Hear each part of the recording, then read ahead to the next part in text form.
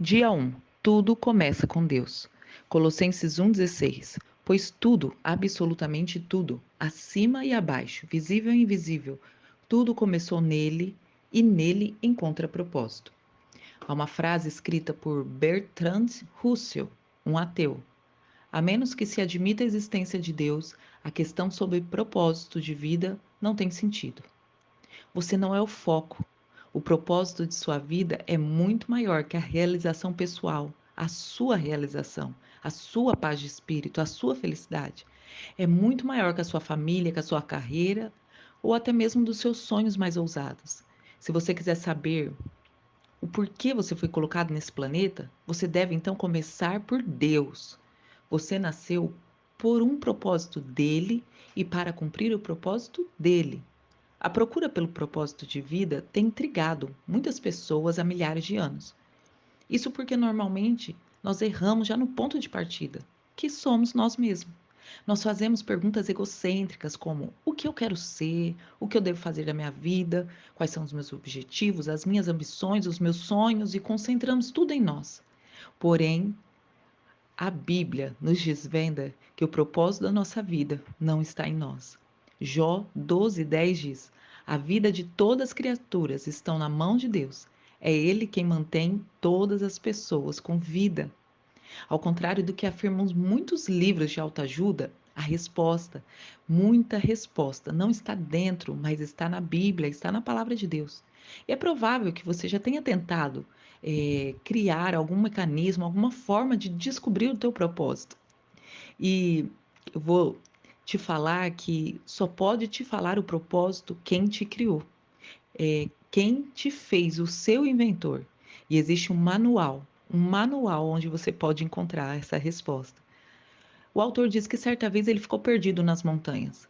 E aí ele parou para perguntar onde era o acampamento que ele deveria ir. E a resposta foi: esse caminho não existe por aqui. Você vai ter que dar a volta pelo outro lado da montanha. Da mesma forma, muitas vezes nós estávamos procurando nosso propósito da forma errada.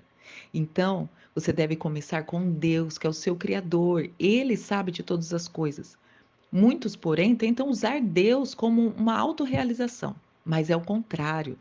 Você foi feito por Deus e não Deus para você.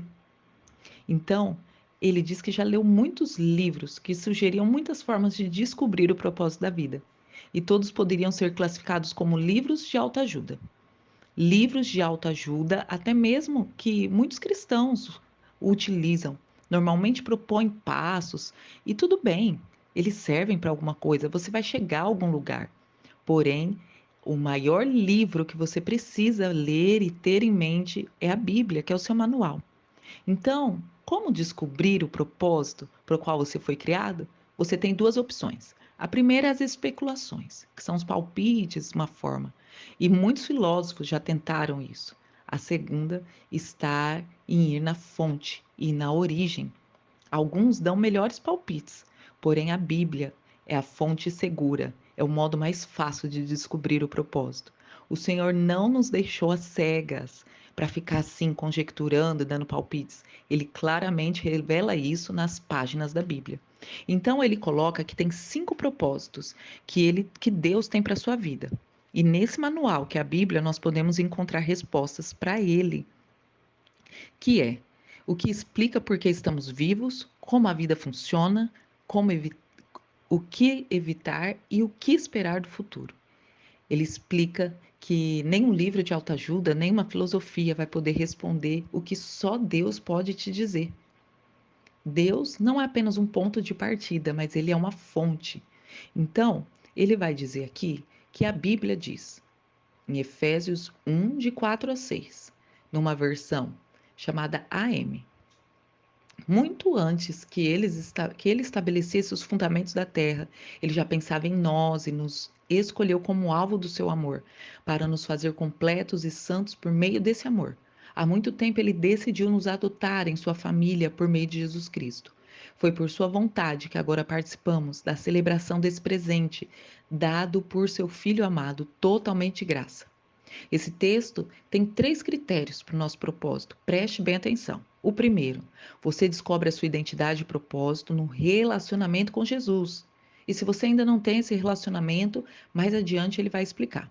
O segundo é: Deus já pensava em você muito antes de você pensar nele. O propósito determinado por ele para a sua vida é antes mesmo da sua concepção. E o terceiro, o seu propósito de vida encaixa-se em outros propósitos que são muito maiores e cósmicos que Deus planejou para a eternidade.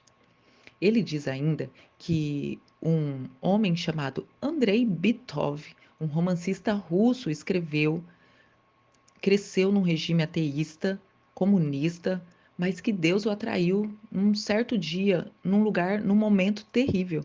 Ele diz assim: aos 27 anos de idade, enquanto estava no metrô em São Petersburgo, fui dominado por um desespero tão grande, tão intenso, que a vida parou na minha frente, apropriando-se completamente do futuro e não deixando nenhum significado para mim. Foi quando de repente uma frase apareceu na minha mente: sem Deus, a vida não faz sentido. E essa frase ficou martelando, assombrando a minha cabeça. Eu saí do metrô e eu caminhei então em direção à luz. E ele termina esse capítulo dizendo: você deve ter se sentido perdido a respeito do seu propósito na sua vida.